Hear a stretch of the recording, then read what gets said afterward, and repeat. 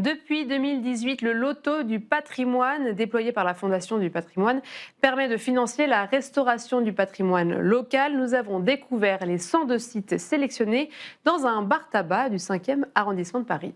La mission patrimoine semble avoir conquis le cœur des Français.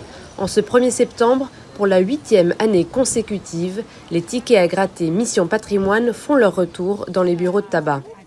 Cette année, 102 sites répartis sur tout le territoire bénéficieront des fonds récoltés grâce au loto du patrimoine.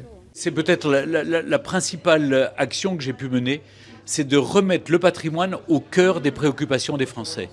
Et surtout que ça impacte vraiment. Maintenant, il y a une sorte, comme Victor Hugo disait, stop, guerre aux démolisseurs, il y a une interdiction de détruire. Et donc chaque fois, vous avez vu combien c'est éruptif sur les vitraux de Notre-Dame, sur la tapisserie de Bayeux, sur tel ou tel sujet, ça s'enflamme parce qu'il y a une prise de conscience collective de l'importance du patrimoine. Et je pense que j'ai pas peu contribué à ça et j'en suis très heureux, mais je vois surtout que les gens se sont mobilisés. On me disait « oh, ça va pas marcher ». Écoutez, en 7 ans de mission, on a récolté 330 millions d'euros et sauvé 1040 sites. Et les gens le voient, ils voient ce que l'argent du patrimoine, l'argent du loto du patrimoine a permis de sauver comme site partout en France. Nous sommes tous collectivement et individuellement dépositaires de ce patrimoine. C'est ça le patrimoine national.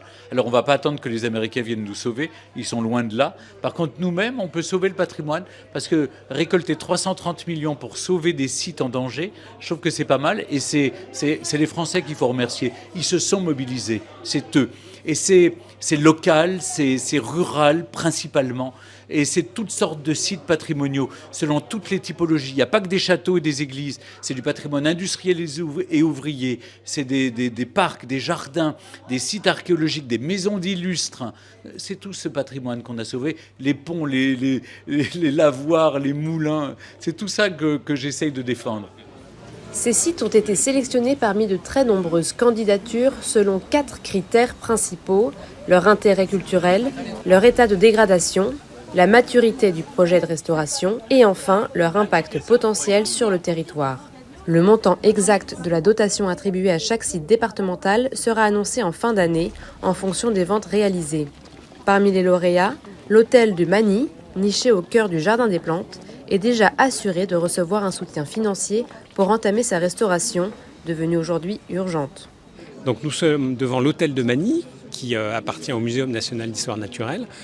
Ce bâtiment qui a été achevé en 1700 est depuis maintenant plus de 2 siècles le centre névralgique de la coordination de la vie du muséum. Ce bâtiment, il est en train de se dégrader de façon terrible, à la fois sur les façades, avec des dégradations des moellons, des dégradations de toute la structure extérieure, des dégradations des menuiseries. Et ce qui est peut-être le plus grave, c'est que le Jardin des Plantes est construit sur un sous-sol pas très stable, avec des anciennes carrières. Et donc le bâtiment actuellement s'enfonce, se déforme. Et donc si on ne fait rien, à l'horizon de quelques années, voire 1 ou 2 décennies, c'est un bâtiment qui va s'effondrer. Et donc on a travaillé avec la Fondation du patrimoine pour bien documenter ce dont ce bâtiment a besoin. Et le loto du patrimoine nous a très gentiment sélectionnés. Donc on espère que ce soutien va nous permettre d'aller plus vite et de compléter des financements de l'État. C'est 2 à 3 ans de travaux. C'est un budget strictement de rénovation de l'ordre de 8 millions d'euros. Donc c'est vraiment des très grosses sommes.